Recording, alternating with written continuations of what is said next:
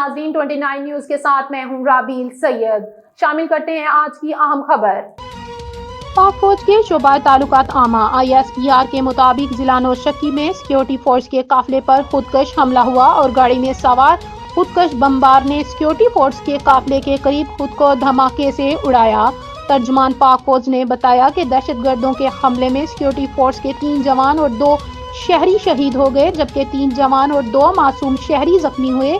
शोहदा में हवलदार मंजूर अली, हवलदार अली बलावन, नाइक अब्दुल रहीम, civilian driver Jalaluddin और मोहम्मद नईम शामिल हैं। ISPR के मुताबिक क्लियरेंस ऑपरेशन के दौरान फायरिंग के तबादले में 3 दहशतगर्द हलाक हो गए, जबकि इलाके में क्लियरेंस ऑपरेशन जारी रहेगा और बुज़दिलाना अमल के मरकज़ब अफराद को इंसाफ के कटहरे में लाया जाएगा।